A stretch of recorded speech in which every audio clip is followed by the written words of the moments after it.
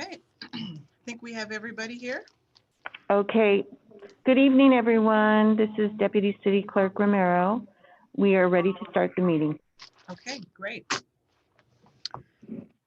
All right, we are ready to begin tonight's Gardena City Council meeting for Tuesday, February 9th, 2021. Madam City Clerk, will you call the roll, please? Mayor Serta, Here. Mayor Pro Tem Henderson, Here. Councilmember Tanaka, Here. Councilmember Cascanian, Present. Councilmember Francis. Here. Okay, there was no closed session tonight. Before we do the Pledge of Allegiance, let me just read this quick little information here. In order to minimize the spread of the COVID-19 virus, Governor Newsom has issued executive orders that temporarily suspends the requirements of the Brown Act.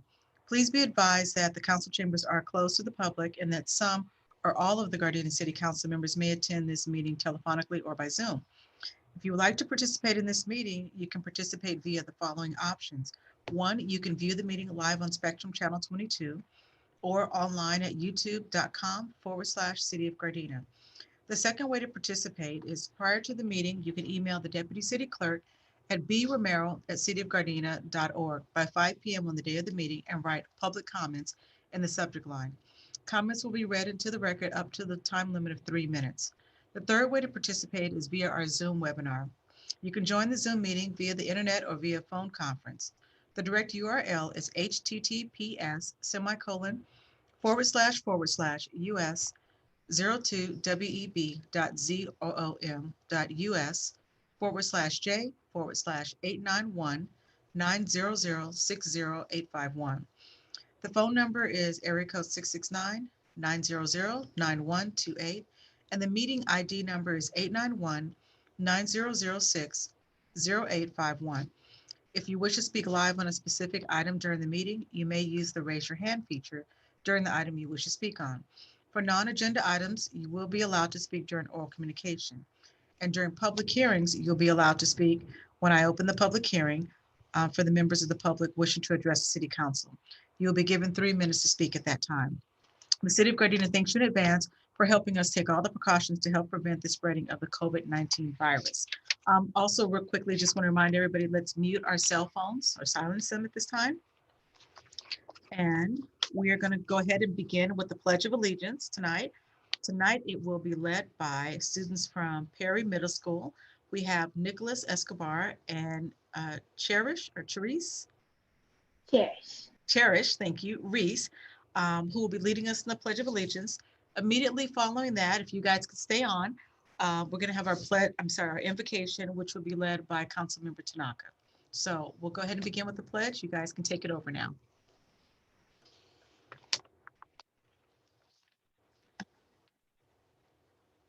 You can begin with the pledge. Okay. Raise your right hand over your heart.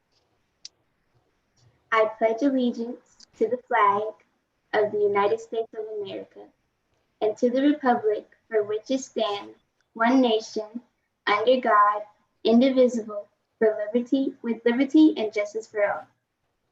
Very good. Councilmember Tanaka. Thank you, Madam Mayor. Let's pray. Father, again, we come to you and we thank you so much for allowing us to continue to meet on Zoom and continue to do business for our great city. Father, we pray for those families that have lost loved ones to COVID so far. We pray that your peace will be upon them, and those that we've lost have gone to a great place. And Father, we continue to pray for our nation, our country. We continue to pray for leadership, and we pray for peace and unity. And Father, as we continue to do business and as we continue to make decisions, let us make great ones. Let us make ones that are beneficial for our community. And so, Father, as we continue tonight, we move on in the name of your Son, Jesus Christ. Amen. Amen. Okay, let's go back to our pledges here for a second.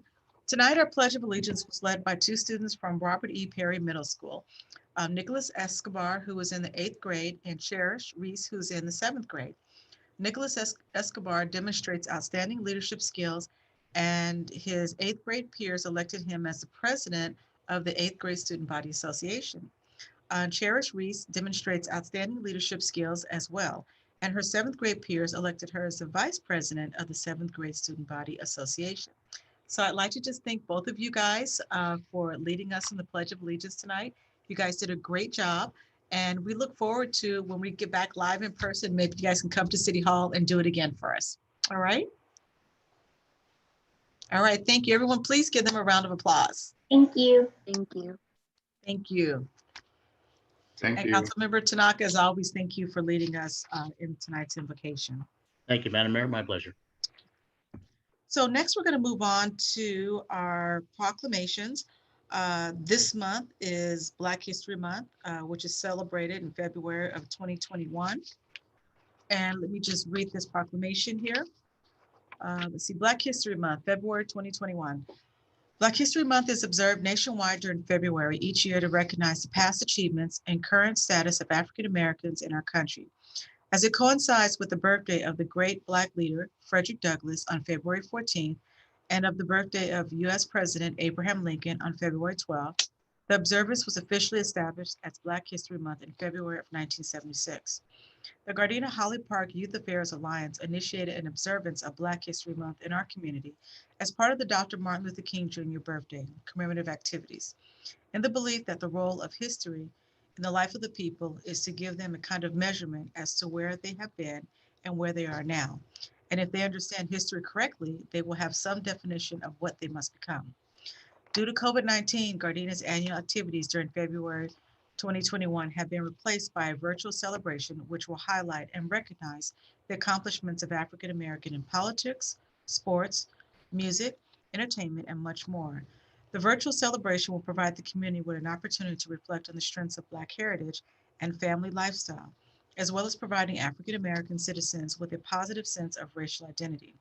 So at this time, we proclaim February 2021 to be Black History Month in the city of Gardena and encourage all citizens to highlight those who've been an inspiration within and to our community and who continue to make the world a more equal and just place for future generations. Okay. That being said, let's move on to appointments. Does any member of the council have any appointments to be made to any commissions, committees, councils, or boards at this time? No? Okay. Seeing none, Madam Mayor. Okay. We're going to move on to the consent calendar. Madam City Clerk, does anybody from the public or has anybody from the public asked to speak on any items on the consent calendar? No, Madam Mayor. Okay, thank you. Does any member of the council wish to discuss any items separately on the consent calendar? If not, can I get a motion to approve the consent calendar as is? So So moved. moved. I'm sorry, who said that? I did. Okay, was there a second? Second. Okay, Madam City Clerk, there was a motion made by Councilmember Cascanian and a second by Councilmember Tanaka. Will you call the roll, please? Councilmember Cascanian, Yes. Councilmember Tanaka, Yes. Mayor Pro Tem Henderson, Yes.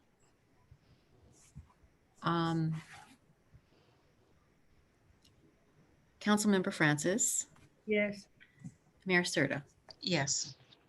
Okay, just of note, the Planning and Environmental Quality Commission, their February 2nd, 2021 meeting was canceled. Next, we're going to move on to oral communications. Madam City Clerk, does anybody from the public wish to speak under this item? You're muted. Yes, Madam Mayor. We have Wendy Lee, who is the library manager from the Gardena Mame Deer Library, who wishes to speak. Okay. All right, good evening, everybody. Madam Mayor, members of the City Council, I bring you news from Gardena Mamie Deer Library, where we have a continuing sidewalk service. Residents can pick up their holds in a safe and convenient way. All 8 of our laptop and hotspot kits I mentioned last time are currently checked out, but patrons can put them on hold for when they become available. And lastly, I would like to highlight one of our upcoming virtual programs. On Saturday, February 20th at 1 p.m., there will be an African American genealogy workshop, and you can find more information on lacountylibrary.org. Thank you and have a wonderful evening. Thank you. Madam City Clerk, is there anyone else at this time? No, there is no one else. Okay, Thank you, Madam Mayor. okay, thank you. So at this time, we're going to move on to departmental items here. We're going to begin with item number 8C1, which is our COVID-19 update. Mr. City Manager? Thank you, Madam Mayor. Mayor Serta, members of the City Council. Tonight's COVID-19 is as follows.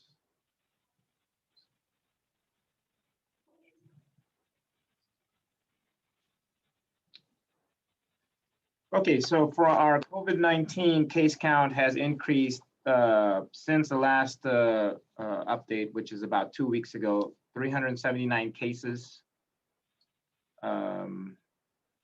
which brings our total case count to 5,765 cases. And our total death count has increased total 7, which brings it to 126 persons in Gardena that have died due to COVID-19. We remain to be 4th in the South Bay with infection rate of 9.72%.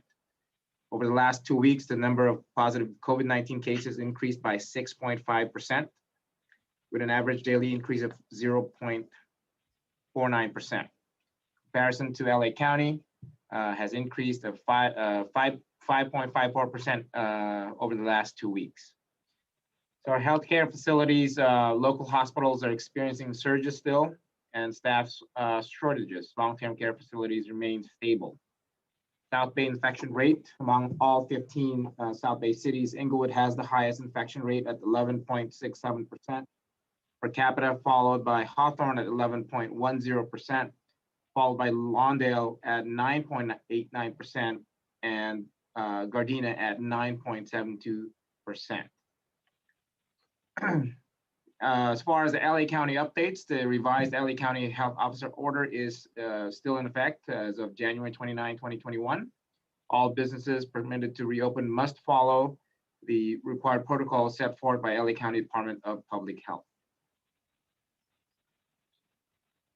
This is our graph as of today. As you can see, over the past 14 days, dramatic decreases in both daily rate increases and percentage change over the 14 days. So this is obviously a very positive news for not only for our community, but also for LA County, and I think it's very reflective of what's happening in the state and as well as our entire country. We have 2 hospitals in Gardena, Kindred Hospital of South Bay and the Memorial Hospital of Gardena. We have for Kindred a total of 0 COVID-19 patients. They have 57 total occupied beds, 2 vacant beds, and their ICU bed availability remains at 0%. The Memorial Hospital of Gardena has a total of 41 COVID-19 patients, 153 occupied beds with 19 vacant beds and 0 ICU bed availability. For our current vaccination status, LA County is still vaccinating in phase 1A, and all persons 65 and older. Vaccines are being distributed at their established megapods, community clinics, pharmacies, and other healthcare facilities. Individuals in phase 1A and persons 65 years of age and older can make an appointment through the LA County Department of Public Health website. You have to bring proper documentation verifying your eligibility to your appointment. Due to the limited supply of the vaccine, the megapods first dose appointments will not be offered from February 9, 2021 to at least February 13, 2021. The megapods will only be providing second dose of the vaccine. Some second dose vaccine information: Pfizer BioNTech doses should be given 21 days apart, and Moderna doses should be given 28 days apart. The same type of vaccine should be used for both doses. Individuals will receive their second dose at the same site they received their first dose. If you received your first dose at a city or a county pod, you will receive an email confirmation to book your appointment time. You also have to bring your white vaccine record card or your electronic vaccine record and a photo ID to your appointment. Vaccine prioritization and allocation update after completion of phase 1B, tier 1, education and childcare, emergency services and food, and agriculture. The state plans to transition to age-based eligibility to expand access to vaccinations. Here's a list of our current vaccination sites. These are all listed in the LA County website. However, I don't, last time we checked, there are no appointments available at this time. So we have the El Camino College Vaccine Clinic at 3400 Manhattan Beach Boulevard in Gardena. Obviously the Memorial Hospital of Gardena at 1145 West Redondo Beach Boulevard. The Angeles Community Health Center at 1030 West Gardena Boulevard, Albertsons Pharmacy at 1735 Artesia, Ralph's Pharmacy at 2201 West Redondo Beach Boulevard, Rite Aid Pharmacy at 1208 West Redondo Beach Boulevard, and Vaughn's Pharmacy at 1260 West Redondo Beach Boulevard. Madam Mayor, that concludes my update for our COVID-19. Thank you. I just had one question, something you mentioned. When a person gets their first dosage, they will get an email that they can register for the second one now? Is that my understanding? That's correct. Okay. Okay, so I think it's important that people know that that email does not automatically make that appointment, that they have to re-register for that second part. Correct, and you have to go to the same location and jump, because in the LA County website, it's they list I think about 3 different second dose areas, megapods, not Okay. not counting the pharmacies, the Vaughn's and whatnot. So it's easy to jump around and start picking different sites, but you have to go to the same area, same place that you got your first site. Okay. I mean, your first shot. Got it. Okay, thank you. Okay, are there any questions or comments anyone else has? Yeah, Madam Mayor Pro Tem Henderson, Mr. City Manager, in regards to our MOU and when we enact our MPOD, how much lead time will we need to make sure we're ready to go, or we just have to provide the space and the county will take care of the rest? We just probably need a couple of days, few days of lead time, just to get our people ready to facilitate the type of infrastructure needed for an MPOD. Obviously, if you've seen the megapod, it's a lot, it's a lot bigger scale operations. A lot of people for our pods. It'll operate similar to a megapod, but on a smaller scale. But we would need a few days, obviously, for us to activate our pods here. We would like to. We're just waiting for LA County to give us the word to activate it.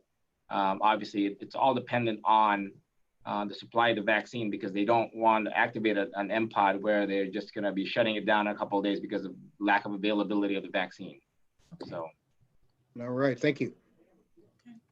Any more questions or comments?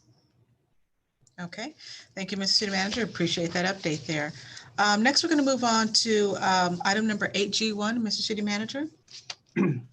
Mayor, sir, members of the City Council, agenda item 8G1 is a memorandum of understanding by and between the City of Gardena and the Los Angeles County Metropolitan Transportation Aid Authority for Measure R Clean Fuel Bus Capital Facilities and Rolling Stock Program. The LA County voters passed Measure R in November 2008, establishing a 0.5% sales tax for public transit purposes. Measure R set aside $150 million to be used exclusively by the Los Angeles County municipal operators for regional clean fuel bus capital and transit facilities. Purpose of the program is to construct transit facilities and or repairs, procure rolling stock, and fund related components. Funds are distributed among the included and eligible municipal operators according to the shares calculated with the capital allocation procedure, or CAP.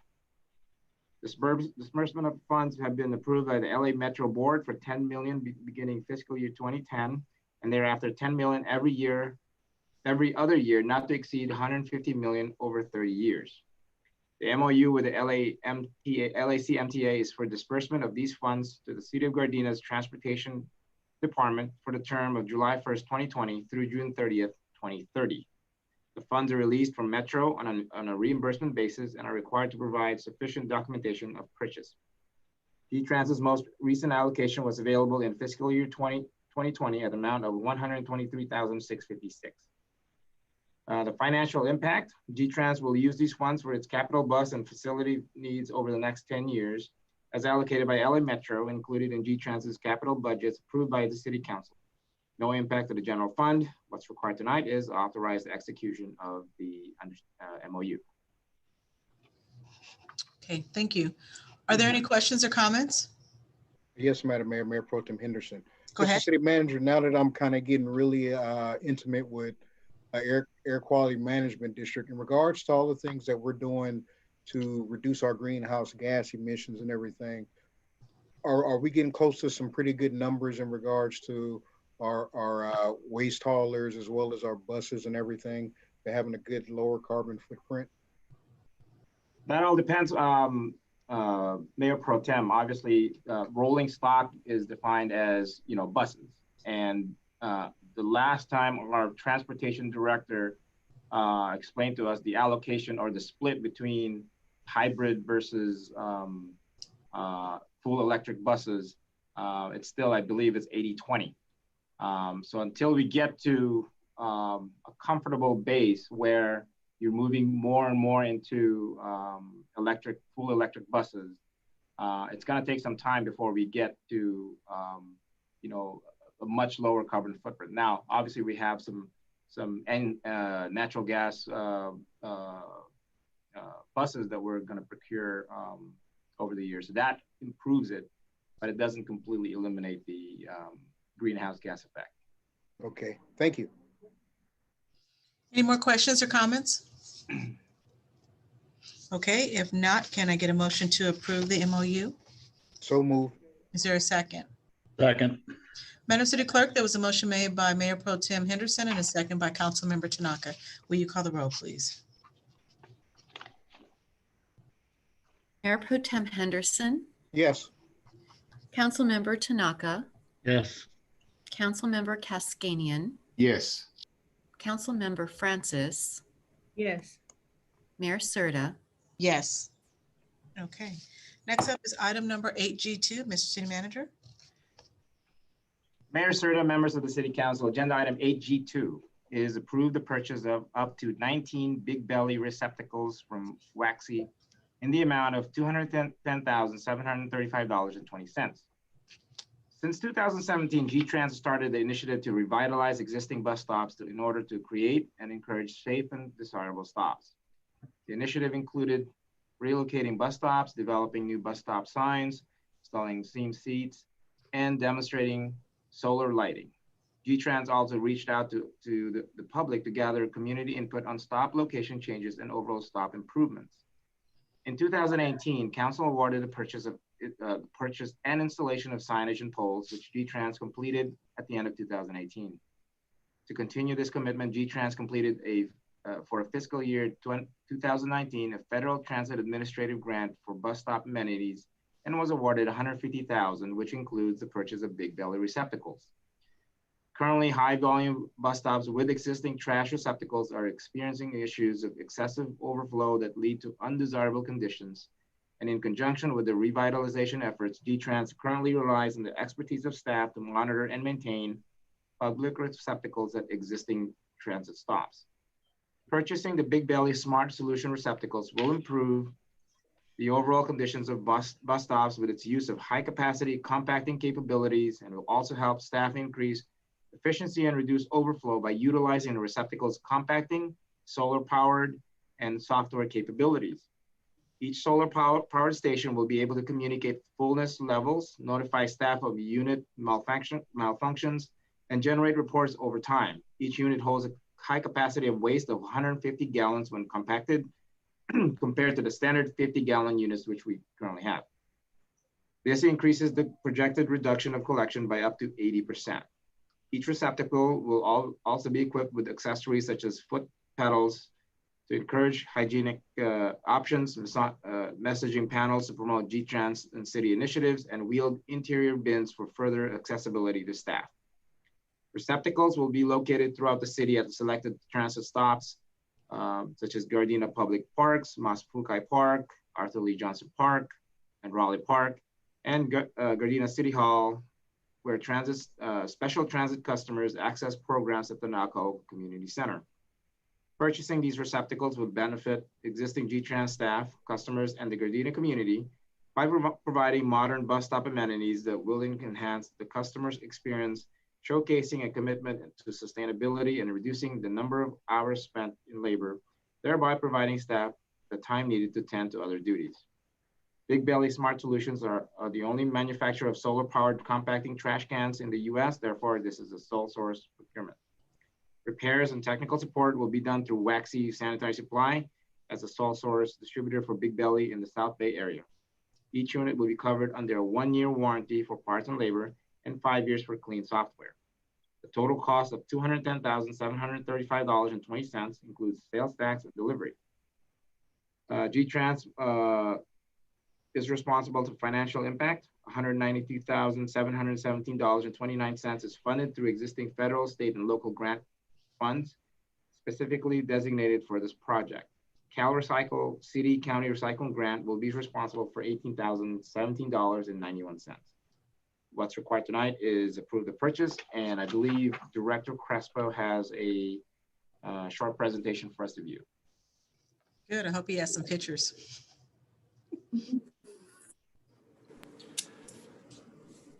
Good evening. Can everyone hear me? Yes. All right. Good evening, Mayor and City Council. So I have a fun, exciting project to present to you guys. It took us a while to get here, but we are here. Next slide, please.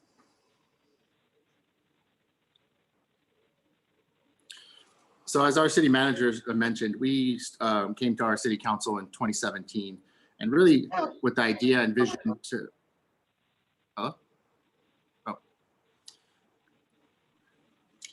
I'll start over again. So we came in 2017 with the idea and vision to improve what our bus stops look like in its entirety. So in 17, we started with relocating bus stops, making it more accessible to people, installing new bus stop signage, as you can see in the slide, brand new poles. And then we also installed semi-seats, which is the picture in the middle, to help with some of our seniors who don't have to stand. And also we demonstrated one solar light at Western and 146. Moving forward in 2019, we competed for a competitive grant through the feds, and we were awarded $150,000 towards bus stop amenities. Next slide.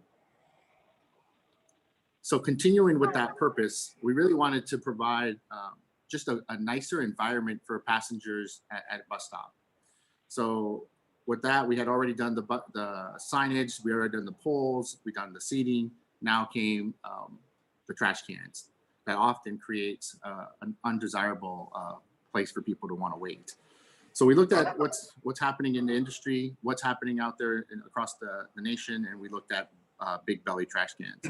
So right away we found out, it reduces the number of hours spent on labor because they're automated, increases productivity, enhances the customer experience, and then it ultimately showcases sustainability. And let me show you why. Next slide, please. So this is what we currently have in Gardena as we speak. Right? G-Trans has over 530 bus stops throughout the entire network, with 280 of them in the city of Gardena. The picture on the bottom left are the ones that you're familiar with, that WRG services.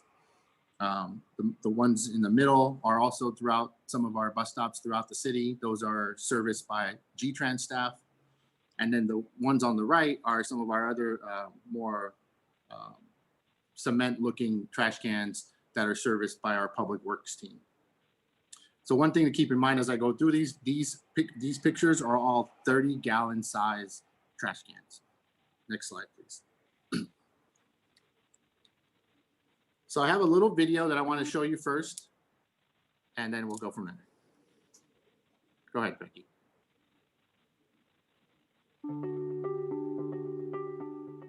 Big Belly is a more streetwise way to manage waste and recycling. It's a solar-powered smart waste unit in city centres, retail high streets, transit hubs, education, shopping malls, parks and other public spaces. When the public deposit rubbish in the waste or recycling units, a sensor measures capacity and a compactor presses it all down. This allows the unit to swallow up to 8 times more waste than a standard street bin before it fills up. The unit then sends an email notification to say how full it is and when it will be ready to be emptied. This real-time data is used in a clean management system to improve operational performance and manage costs. Big Belly is proven to reduce the number of collections by up to 80% and collection costs by 75%. Big Belly is proven to cut CO2 emissions, produce huge fuel savings, and reduce the need for collection trucks. This has proven to create cleaner streets with less vermin, fewer pests, and more attractive public spaces, with a real visible commitment to sustainability. Big Belly is saving time, cutting costs, improving the environment, and building better communities using smart data and cloud-driven technologies everywhere, from New York to Nottingham, Tokyo to Aberdeen, Amsterdam to Dublin. Thank you. Next slide.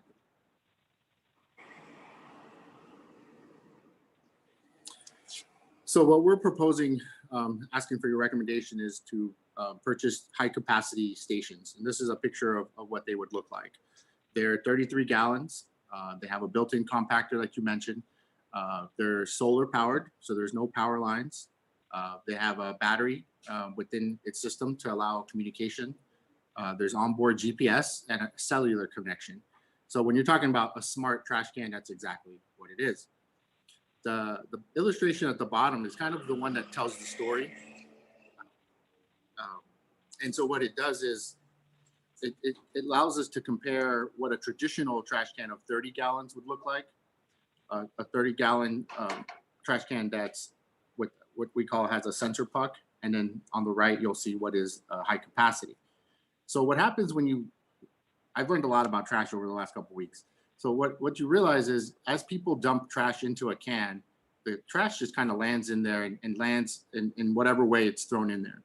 So trash isn't really, it's never compacted. And so your bin could quickly fill up, but it actually has a bunch of empty spaces in between the trash. The Big Belly, and what makes it so efficient is that it has a compactor in there. And so what it's doing, it's compacting your trash all the way down as it senses it's in there. And so that's where gains your capacity. So a 33-gallon bin now can hold up to 150 gallons. And that's where you're really getting a lot of the savings and the smartness.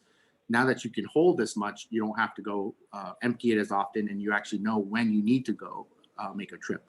Next slide. So the ones also that we're asking for approval today is exactly this picture that you see here. And this is in the city of Santa Monica. And this is a regular high capacity on the right side, regular trash bin. The bottom is the foot pedal. And then on the left side, you see the blue recycle. These are the cans that we are proposing to put in the city of Gardena. So one would be recycling for bottles and cans, and then the other one is trash. As you saw from the slide, it helps prevent overflow and visible trash. As you know from our WRG cans, sometimes it overflows and it's on the street. It also prevents animals and to be able to get in there to kind of mess with our trash. And then again, the smartness allows us to know what's really happening with our trash. Next slide, please. The clean software. So both Public Works and ourselves will have the software installed in our computers and on our phones or tablets, so that the people in charge of picking up the trash can actually get the notifications and be able to monitor. but we will probably know more about our trash than we have in the past. So we'll have real-time collection, which means, how full is my trash can? Do I need to go all the way out there?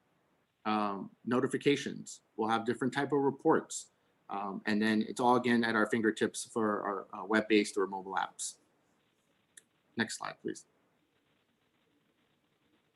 So our surrounding cities like Santa Monica, Culver City, Long Beach, they've all deployed them for years now. Most recently, we followed up with the city of Manhattan Beach. They have it in certain hotspots. They've seen a decrease in the trips to trash. And also for them, we spoke to them directly, and they've stated that it eliminated overflow areas and it reduced the presence of flies. They had a lot of flies that were kind of just hanging out at the trash. City of Anaheim, a little bit bigger, has them also throughout different areas of their city, and they've had them for over 7 years and not have any problems. So we checked our references. We wanted to make sure and get an idea how long are these trash cans lasting, because it is an investment. On the right side, you'll see where it says Kitsap Transit. This was actually a case study that was published, and this was specific to transit, again, showing 60% reduced collections. So that's going to save in labor hours and allowing you to do other duties. Because you're going less, this is where you get the fuel economy, right? Your vehicle doesn't have to move and travel as much to go so often to those locations. Next slide. So I've kind of touched about this. We anticipate currently G-Trans has one person who's in charge of our trash, and we believe they spend about 20 hours a week on trash collection, servicing all their bus stops, cleaning bus stops, picking up trash. So that's really going to help there. The new receptacles, we believe, is going to really help by 5-fold.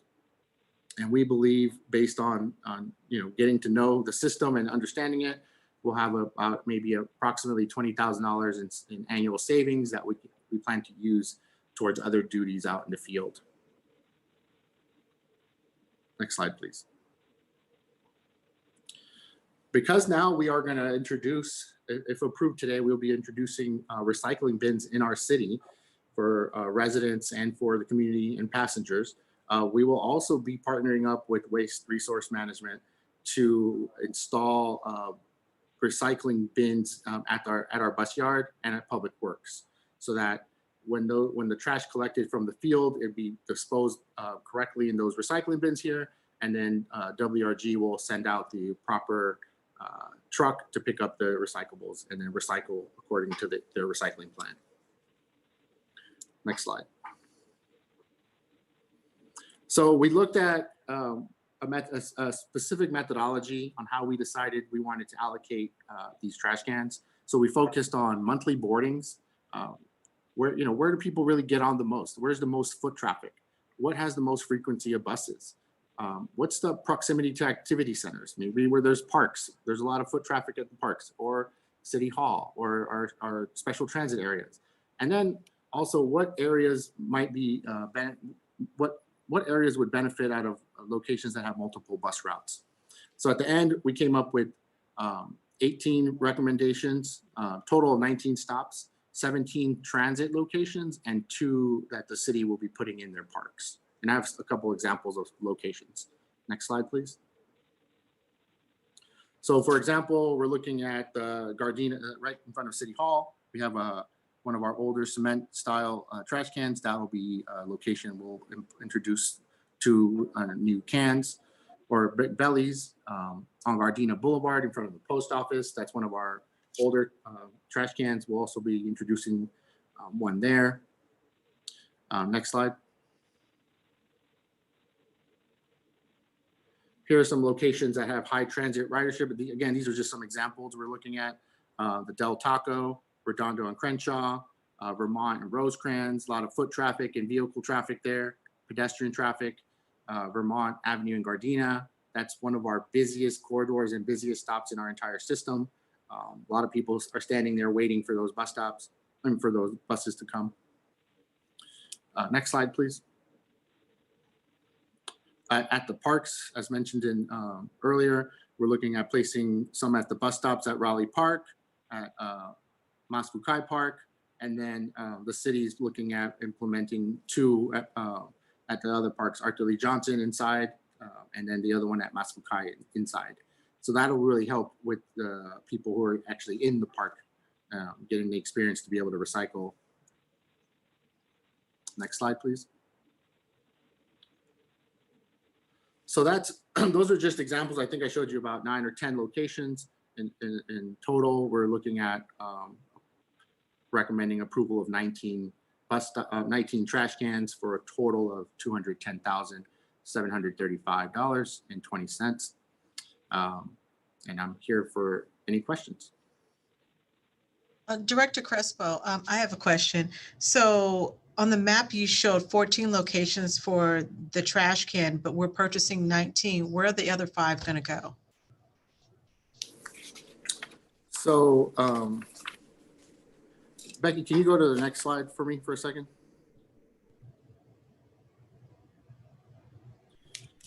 So here are the 19 locations that we are recommending based on ridership, proximity to busy traffic areas, pedestrian traffic areas, bus stops, and then activity centers.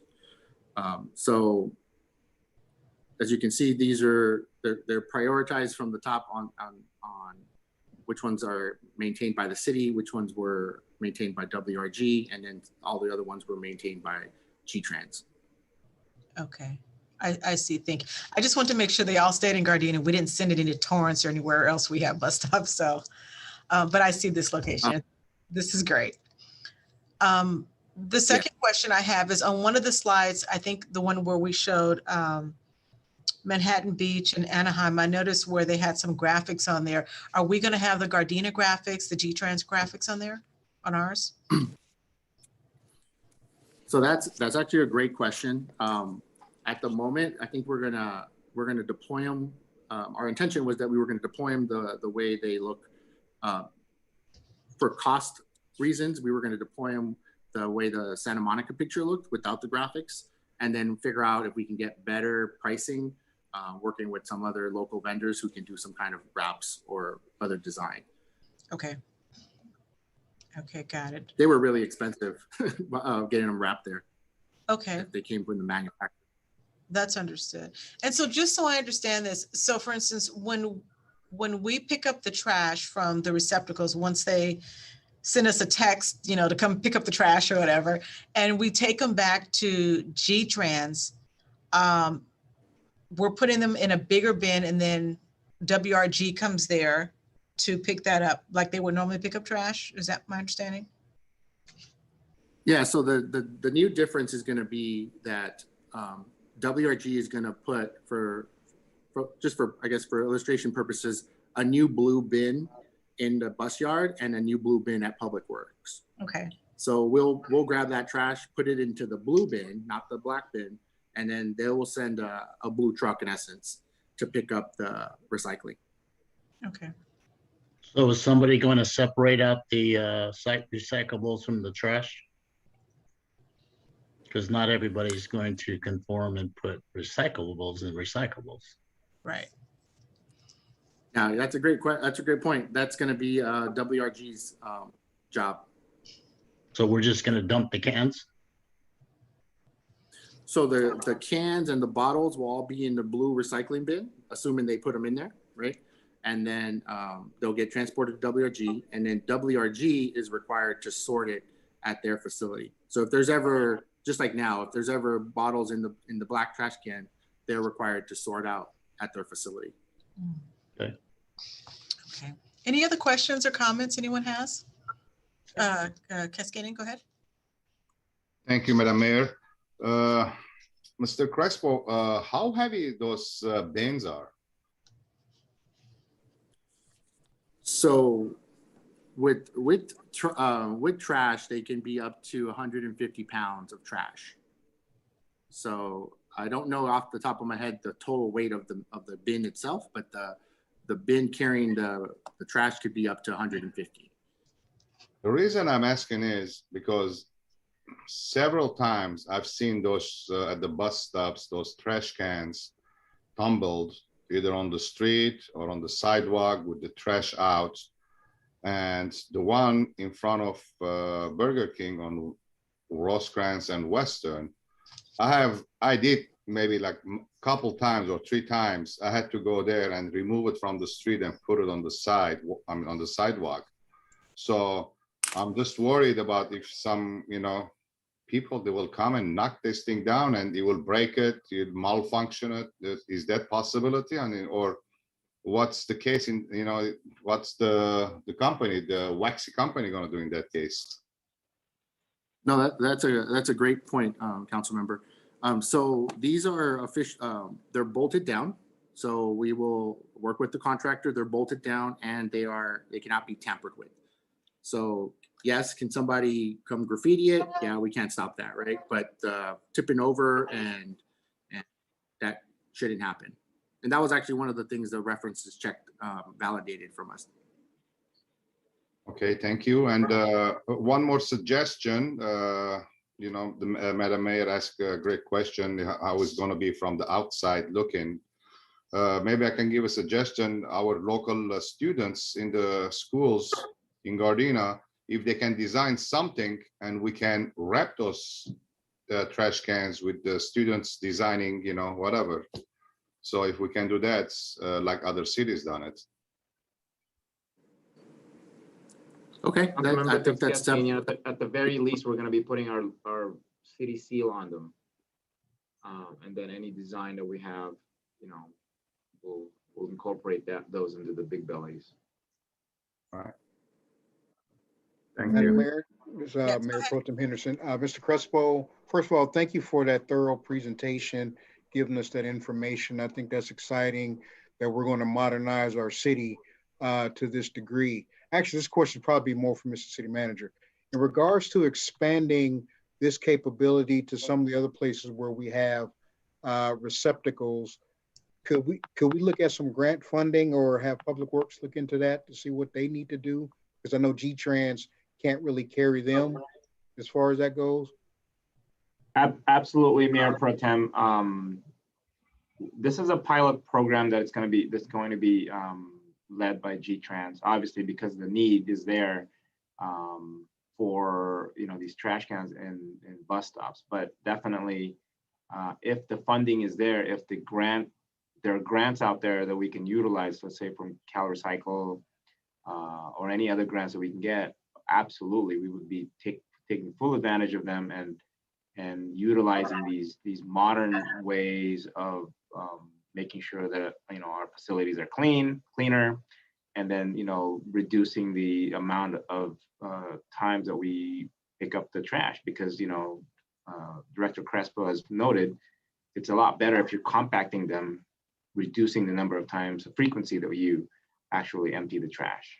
Right. So yes, we will be looking at this as a pilot program, and then hopefully we can expand that to right. What do we know the asset total number of remaining receptacles in the city somewhere? We have that asset log somewhere. We would have to get that. I mean, we have it's a mixture between WRG supplied and then city owned. Okay, thank you. We can get that. Okay. Madam Mayor, I have a couple of questions. Go ahead.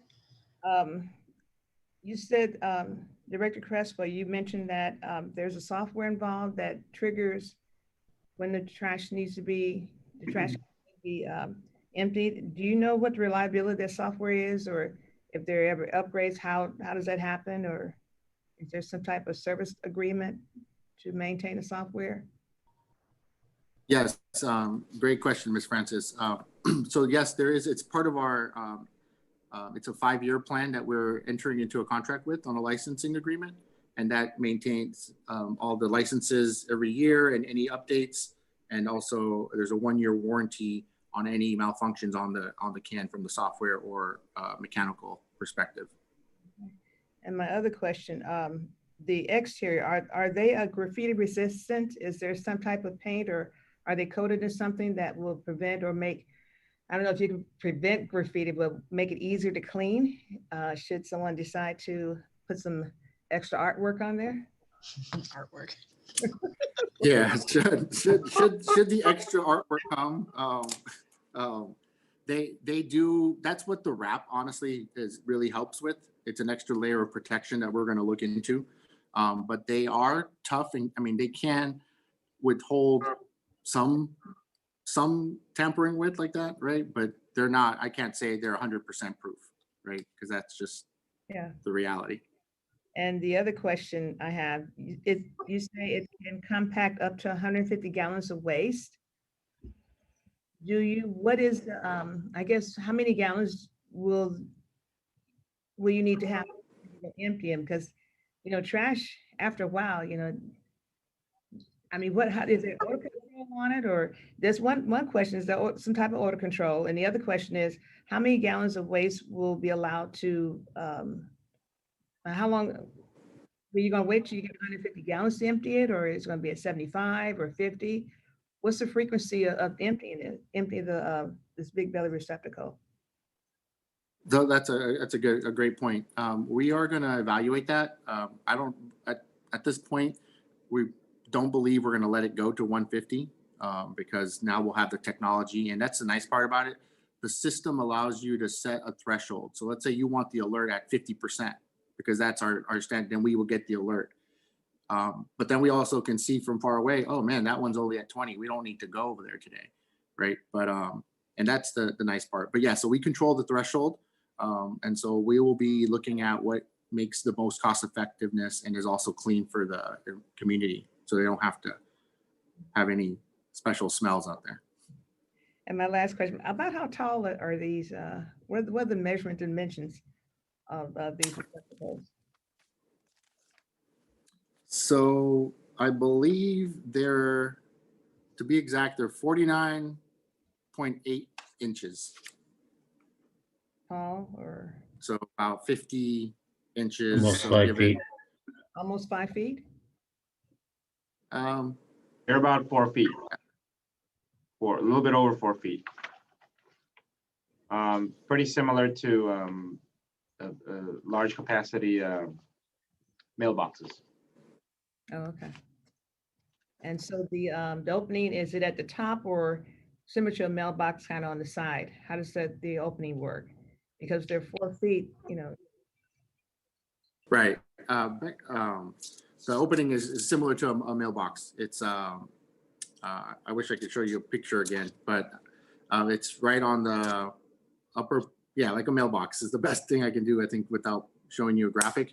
And then there's a foot pedal at the bottom that somebody can step on in case they don't want to hold the handle. Yes. Can we go back on the presentation just so that we can highlight I believe there was a picture of the big belly with the pedals. That's important because of hygiene. With COVID, we want to make sure that, and that's there it is. There it is. Right. So there's a handle on the top, and then there's a foot pedal on the bottom. Now, what we were discussing previously is to put some kind of graphics on the bottom that shows that press foot here or something like it, because it's not very visible. It's visible, but it's not something that you would think of. You automatically you'd grab on the handle. But if you have some kind of graphics in the front that says press foot here, it would lead our patrons to use that more often, just for sanitary purposes. And actually, I may add. Oh, I'm sorry. Go ahead. No, go ahead, Director. I'm sorry. Go ahead. Oh, what I was gonna just add to Mr. Osorio's comment was also this picture shows the messaging panels that will be added to our cans. That's another area that we'll be able to put messaging for the community or our city logo or any other information we might want to share. Yes. Thank you for your presentation. I'm really happy to see some improvement in this area, because as I drive through the city, our trash receptacles at bus stops are a problem. I don't know, not every bus stop, but it is. Some of them overflowing, some are left over. So I'm really happy to see this. Thank you. Thank you. Crespo, do you think the company would put that sticker on as far as use this foot pedal here so that we don't have to purchase that? I mean, it might be a minor purchase, but is that something that they can throw in? We'll follow up. I think our staff internally was already kind of working on some kind of sticker design from a local dealer, decal. But Okay. Okay, got it. Any other questions or comments? No? Okay. With that being said, I think this is a great thing for Gardena. I mean, we're definitely moving towards the more modern era here with alerts that will, as I said earlier, send us a text to take out the trash. Kind of neat here for us. And with that being said, can I get a motion to approve the purchase? So moved. Is there a second? I'll second. Second. Okay, Madam City Clerk, there was a motion made by Councilwoman Francis and a second by Mayor Pro Tem Henderson. Will you call the roll, please?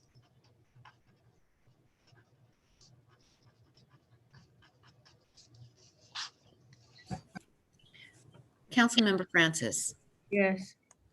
Mayor Pro Tem Henderson, Yes. Councilmember Tanaka, Yes. Councilmember Cascanian, Yes. Mayor Serta. Yes. Next up is item number 8G3, Mr. City Manager. Mayor Serta, members of the City Council, agenda item 8G3 is the authorization to purchase one patrol vehicle from National Auto Fleet Group for G-Trans's 8 Metro service in the amount of $41,616 and expend build-out costs in the amount of $13,187.36. The Gardena Police Department, or GPD, is a key provider of safety oversight for G-Trans. GPD provides a variety of functions, which include undercover operations, training, random bus boardings, handling customer disturbances, accident response and investigations, and directed enforcement, etc. G-Trans funds 2 officers for the provision of this 8 Metro service. G-Trans also owns and provides 1 vehicle, a 2013 Chevy Tahoe, for use by GPD in responding to G-Trans's security and safety needs, but is also available for GPD to use as part of its regular fleet. The 2013 Chevy Tahoe has reached the end of its useful service life due to age, mileage, and general wear and tear, and must be replaced. The average police unit is usually replaced after 4 years, and thus this vehicle is well overdue. The replaced vehicle will remain in GPD's contingency fleet for its use until it is retired. Upon the recommendation of GPD, National Auto Fleet Group, under the Sourcewell Master Vehicles Contract number 120716-NAF, has provided GPD with its current fleet of vehicles. This contract is available for G-Trans to purchase a replacement vehicle, a 2021 Ford Police Interceptor utility all-wheel drive, for a total of $41,616, which includes applicable sales and tire tax. In addition, the total build-out cost for outfitting the vehicle with the necessary police vehicle equipment by the local vendor, South Bay Regional Public Communications Authority, is approximately $13,187.36, including applicable sales tax. Financial impact is that G-Trans has eligible local capital funding set aside for the purchase and build-out of this police vehicle, and there is no impact to the general fund. What's required tonight is authorize the purchase and build-out costs for this vehicle. Okay, thank you. Are there any questions or comments on this item? No? Okay. If not, can I get a motion to approve the purchase? So moved. So moved. Okay. Madam City Clerk, there was a motion made by Councilmember Cascanian and a second by Mayor Pro Tem Henderson. Will you call the roll, please? I think it might have been Tanaka on that one, that second. Oh, I'm sorry. Okay, either way. You guys look alike. I'm sorry, I got it mixed up. Yeah, approved. Yeah, Second was Councilmember Tanaka. it's the beard. Yeah. Thank you. Councilmember Cascanian, Yes. Councilmember Tanaka, Yes. Mayor Pro Tem Henderson, Definitely the white and the hair. Yes. It is. Councilmember Francis, Yes. and Mayor Serta. Yes. Okay. Next up is council directives. Does any member of the council have any directives at this time? Okay. Councilmember Cascanian. Thank you, Madam Mayor. I would like to get the memo. A while back, maybe like a year ago or so, we had some updates regarding the banning of flavored tobacco in the city. And the staff, they were working on it. And, you know, we did not hear nothing regarding that. So is there any way I can have a directive and see if regarding the state of California, the banning of the flavored tobacco, the updates, what's going on? And Yeah, I'll second that. Excuse me, I thought we did ban it. I thought we did too, through GDEP. We did a thing for GDEP. Madam Mayor. Okay. Sure. So the state of California did pass a bill that banned it. However, the referendum, there was sufficient signatures that were collected. What I can do is I can prepare a memo as to the current state of the law and what happened with that state bill that banned flavored tobacco, and then provide council some options that it has moving forward until that ballot measure comes to the constituents, which will be in November of 2022. Okay. If that's okay with Councilman Cascanian and the directive, suffice a directive. Art, are you okay with that? yeah, that's fine. I mean, I just wanted, yeah, that's fine. Okay with me. Okay, I'll provide the memo. All right. Okay. And that was seconded by Henderson, seconded. Okay. Madam Mayor, I have a directive, hopefully get a second for it. So City of Gardena is a participant in Sentinella Youth Services, which is an organization that helps, intervene in the youth that may or may not get into trouble and everything like that. And we also have our Gardena Juvenile Justice Intervention Program as well. I was wondering if I can get the city to kind of do a comparative study to see what services are similar, what services are different, so we know exactly what we're paying inherently with our GGIP versus what we could be paying for the support of Sentinel Youth Services. I'm sorry, let me understand that a little bit better. So you're saying if we were to combine Sentinel Youth Services with GGIP? No. We want to compare because we're participating in two programs. One is ours and one is another program that we potentially could incur a cost. So I want to make sure that the Sentinel Youth Services program is different than what we're doing in GGIP, just in case we get levied with a proportional share of services. So I just want to make sure we're not duplicating services. Oh, I see. Huh. Yeah, I'll second that. I'll second too. If you want to look into it, sure. Yeah, just look into it. Because I don't think we are, but that's fine. Yeah, but we want to make sure because Sentinel Youth Services is going into a proportional share model, which has actually been in existence for 100 years, but we weren't paying like a lot of other jurisdictions weren't paying. So now with the new board, they want to enact that. So I just want to make sure we aren't paying for duplicate services that we're already providing to our folks in Gardena. Okay. Yeah. Okay, thank you all. Okay. Any more directives? Okay, so I have a quick one, but I'm not sure if I'll need it because it's on Western Avenue. It's at 166. It's in the number 2 lane, right at the intersection. The asphalt's starting to sink, but I know that we just approved a Western Avenue project, so I don't know if we're gonna need to have Public Works go look at that, but it's starting to get worse. I don't know if that needs to be a directive, but I think we can just report that. That's fine. Yeah, just something I think that just needs to be reported. Gardena Direct. Okay. Gardena Yeah, Gardena, Direct, I got absolutely. Just call City Hall. I'll give you the number. Any more directives? I just had a couple of questions. I was how could, I know we had enacted the COVID rental relief program for renters. And I was just wondering, how can we get information on how well that's working or how's it going? Councilmember Francis, we're currently in the middle of, the process dispersing the COVID-19 relief. At the end of the program, when we're done with that, we are going to be providing with a report as to how many folks we helped, how much is left, very much like what we did the first time around, the first COVID relief funding that we got. We'll provide another report.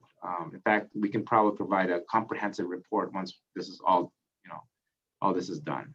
So it's there is no need for a directive for that. We're going to do that anyway.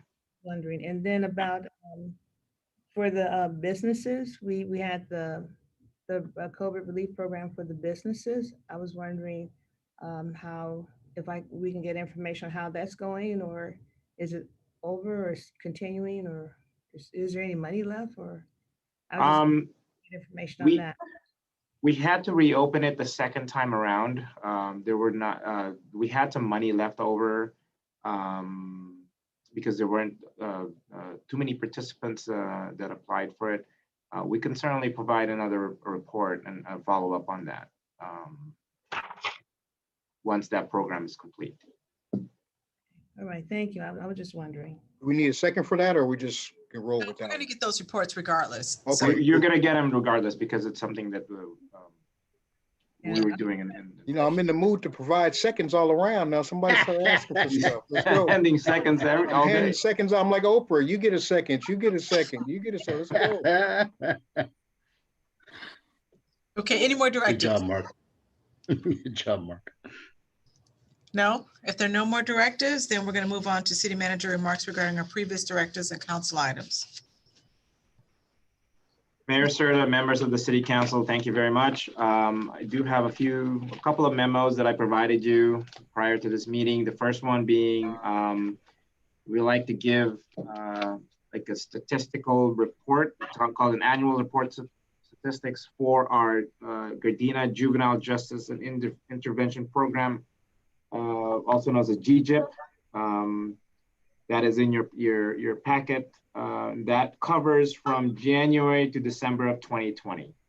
Obviously, you know, the bulk of that time frame is related to COVID. So, but nonetheless, we have provided you with a comprehensive annual report statistics on that. The second update that I provided is related to the January 26, 2021 City Council meeting where Councilmember Francis asked for an explanation on the Sophos information, Sophos IT security. That report is with you now, and it highlights some of the things what Sophos does, and also we provided what insurance we have as far as cybersecurity. We also have a memo for you in response to a concerned citizen regarding a illegal RV parking over at 177, between 177 and 182nd Street. We have, want to highlight, I'll share my screen here.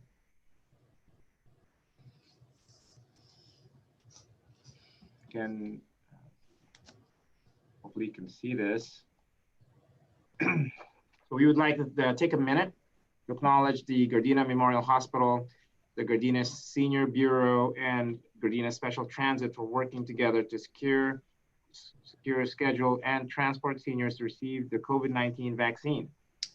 Senior Bureau was able to schedule over 200 seniors within our senior program to get the vaccine, and it's just a great example of how working together to ensure our residents stay safe and be protected by getting this much needed vaccine.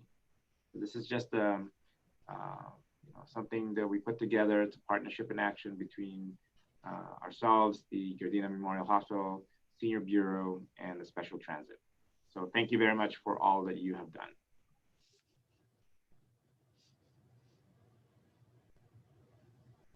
Okay, and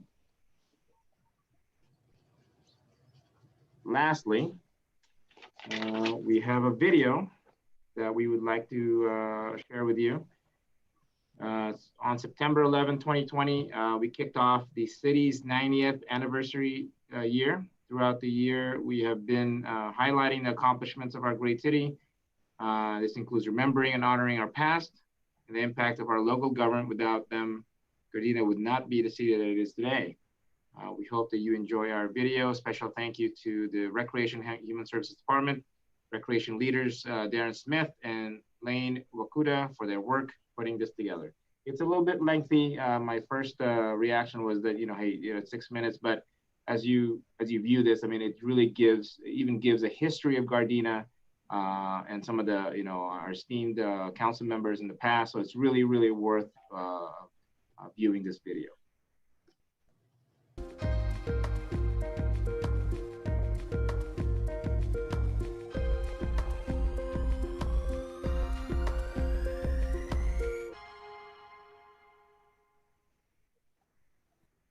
As the city of Gardena reflects on 90 years of greatness for our anniversary celebration, we would like to take a moment to look back on how Gardena came to be and all the things that make this small, all-American town one of a kind. Gardena has had a long and rich history filled with people who have made important contributions to shape this city into the place we know and love today. After Gardena's incorporation on September 11, 1930, the first official city council was established. Just as today, Gardena's city council consisted of a mayor and 4 other council members. However, the first elected mayor was Kyoto Kenneth Nakaoka, who served his first term in 1972. Prior to that, the mayoral position was filled by the rotating title amongst council members every 2 years.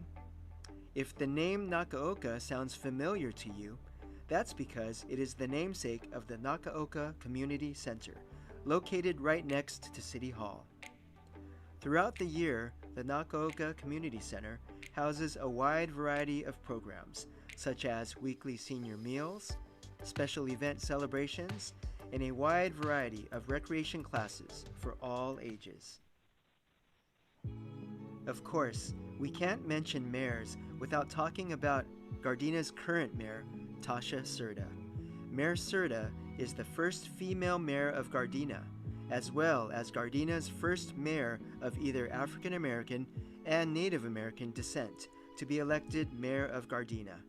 She is also the first person of Native American descent to be elected as mayor in the state of California.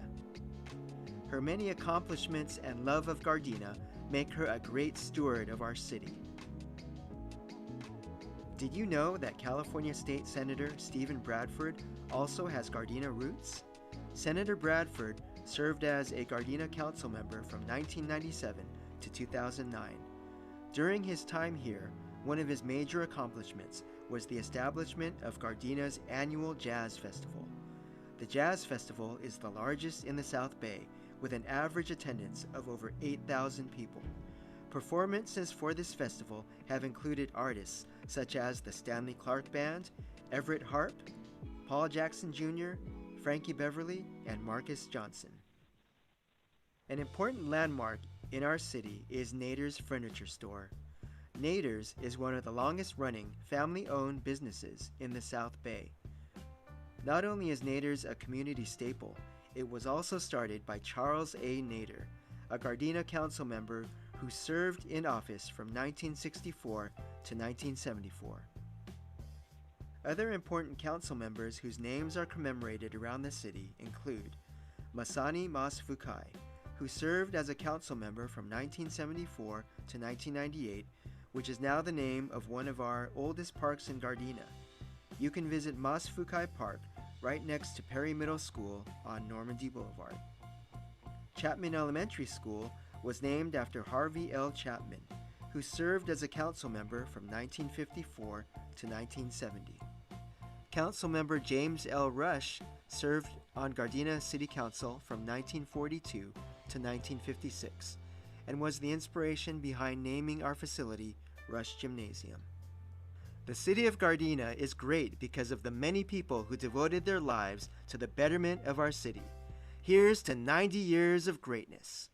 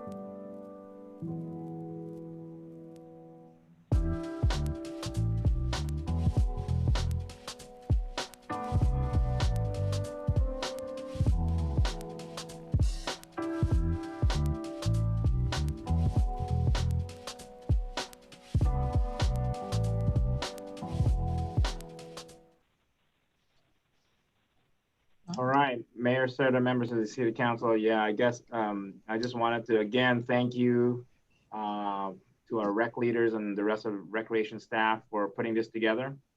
It's 90 years of Gardena, and it's just fitting that we produced it right here in the city. So thank you so much for everything that you've done. All right. Thank you. And I'm sure my colleagues feel the same way. That was a great video. Very nice, very well put together. Okay, so with that being said, let's move on to council remarks. We're going to begin with Councilmember Cascanian.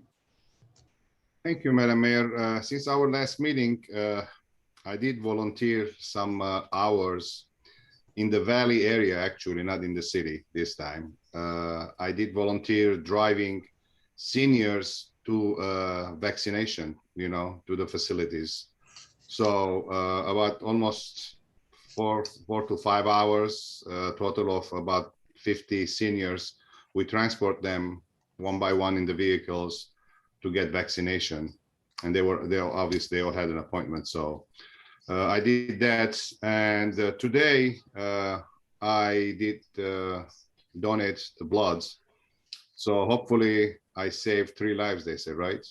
Every time you donate the bloods, you save 3 lives. So hopefully I saved some lives today. And I asked the nurse, does the blood goes through process, how it works? And she told me it goes through a filtration, and whatever it's needed, they'll separate the cells and everything. And I was talking to her that I get the COVID. So they did the test on me for antibody. So we'll have an answer for that one as soon as possible. They said too, if I have the antibody, so they will use it on some patients too as well, my blood. So hopefully I cross fingers, I come with the positive on the antibody and I can help some more people. And that's on my report, Madam Mayor. That's about it. Okay, thank you. Next up is Councilmember Tanaka. Thank you, Madam Mayor. So since our last meeting, I attended our South Bay COG board meeting, and just a few highlights from that. I know a lot of people are interested in the LA World Airport new construction and remodeling. So their target date is 2028, so they're trying to do it for the Olympics. But the public needs to know that LAWA will be accepting any kind of comments on this project up until March 15th. So if you have anything that you want to complain about or you want to ask about, now's the time to do it. And then Rex Richardson from SCAG, he came on, he's the president, came on, told us a few things about what the plan to address critical issues are going to be, like digital divide, tele-everything, e-commerce, repurposing land.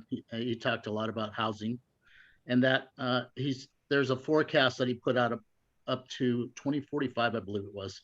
And they're talking about 10 million jobs, 7.6 million households, and a population of about 22.5 million. So he was talking about transportation needs, modernizing all the transportation infrastructures and the greenhouse gases. There is an annual General Assembly of the COG coming up, and that's on going to be March 18th. So anybody wishing to view this, please go onto the South Bay Council of Governments website, and you can register for this and get online and see what's happening in the South Bay and the South Bay cities. South Bay Fiber Network is moving along, and I was telling Mayor Pro Tem Henderson that there are some money still available for fiber sites. So we're going to start maybe looking at seeing what else we can ask for fiber stuff. And I think the last thing was there's the service planning areas, the SPA, they call them, for the South Bay cities. We're still discussing the possibility of trying to get our own health department within the South Bay. There are some glitches, there's some bumps in the roads, but our committee is still kind of looking into the feasibility of that. So that's kind of where the South Bay COG has been going. Attended the city housing element workshop. That's something that's required that we have to do, and it will continue for until our plan is finished. Thank you for all the information we got in the first one. Monday was the South Bay COG steering committee meeting, and we'll be getting ready for the next board meeting. I did also the blood drive today. Thank you, Stephanie and UCLA, for doing that, because yes, as Councilman Cascanian says, is that when you give blood, you save at least one, if not 3 lives. So, you know, anytime there's a blood drive, stop in and give it. It doesn't take that long. It's 40 minutes out of your day. And then lastly, I apologize to G-Trans and the G-Trans family. I was stopped at G-Trans for the memorial yesterday, but I'd gotten an emergency call. One of my really great friends was at Peninsula in San Pedro, a little company. And I'm so blessed that I got to see him because by the time I saw him and came home, he had passed away. So my apologies to G-Trans, but I know you understand, and that's my report, Madam Mayor. Okay, thank you. Next up is Councilmember Henderson. Thank you, Madam Mayor. I'll be brief. I want to give a shout out to the G-Trans family for the event that they held for our fallen operator as well. I wasn't able to make it. I had a work obligation. I couldn't get away for that, but I did send my prayers and condolences on my behalf as well as behalf of the council. Since our last meeting, I've been doing a lot of SCAG work, and now I'm an alternate on the Mobile Source Air Pollution Reduction Review Committee. So I just kind of was in one of our SCAG meetings asking all kind of questions, and President Rex Richardson's like, "Oh, I know what you need to do." And so there's always work to do, and I'm always glad to do it and everything and all that. But one of the great things from our regional council meeting is that SCAG is putting together a broadband action plan as we start addressing the digital divide that's really been highlighted due to this pandemic and different things like that. And I talked about our South Bay Fiber Network and the things that City of Gardena is doing to position itself to kind of really start creating a bridge over that digital divide for our community. So stay tuned on that. I was at our SCAG race equity discussion of other things related to what this pandemic has shown in the income inequality, some of the social injustices that are going on. Some of the things that are happening can be considered a public health issue, especially as we look at who's getting access to the COVID vaccine and how that gets rolled out. I was on a call with LA County Public Health, and they're just waiting for supply, and they hope that they can really roll out this vaccine so we can all get back to whatever our new society is going to be. I also participated in the youth event at New Mount Calvary Baptist Church here in Los Angeles County. I want to thank Yvette Benjamin for inviting me and Reverend Sonia Dawson for having us talk to the youth in regards to being politically engaged and politically active and everything like that. So we got some good leaders that are coming up behind us. I also attended the Gardena Housing Workshop. That was a great informative thing. And every time you think you know something about a topic, you learn something else. So I'm going to thank staff for the information that they provided. There's also going to be an 8064 memorial for those that lost a loved one to COVID-19. Assembly member Mike Gibson will have a memorial. I'll forward that information to the mayor and city manager. That video was great. 6 minutes was not long enough and everything. I think we could all watch that forever and ever and ever. I do want to say you guys forgot a fun fact. When I got my first apartment, I got my furniture from Nader's. So when I had my little bachelor pad. So that was it was affordable furniture. You know, all I could afford was about like $600 worth of stuff, but I furnished everything that I needed. I didn't have a couch, but I had everything else. Madam Mayor, so ends my report. I want to say it's good to see everybody. I remind everybody that Black History Month, celebrate, celebrate, celebrate. Black history is American history, and we all have contributed to the fabric of American society. So that's all I have to say, Madam Mayor. So ends my report. Okay, thank you. And for myself, just a couple of things I attended. I attended a virtual Zoom Indigenous Municipal Officials meeting where other Native American elected officials from all different states got together to talk about different issues as it relates to Native Americans in our community. We have a very, very small Native American community in Gardena, so I didn't have that much report for our city. But nevertheless, it was just great meeting with other elected officials who were Native American. I too also attended the housing element, as it was said earlier today, a lot of good information. I think the staff did an amazing job presenting that. And like was said earlier, you know, you constantly learn something every time you attend one of these meetings like this. You think you know it all, but you don't. And then also, I just like to just send out a special thank you to the police, our senior bureau, and Gardena Memorial Hospital. A couple of weeks ago, we had some seniors call us and say, you know, hey, are we going to be able to get the vaccination shot here in Gardena?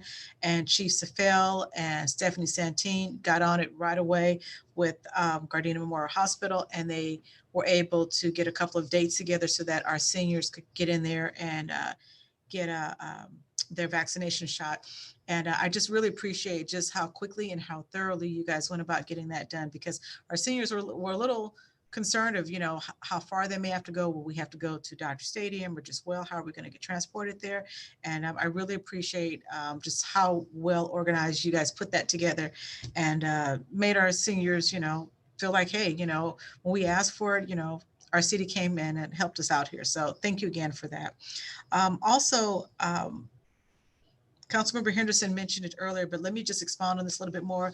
Assemblymember Mike Gibson, the virtual COVID-19 memorial ceremony that he is going to have will be Friday, March 5th, 2021. And I'll forward the flyer to the city as well as to all the council members.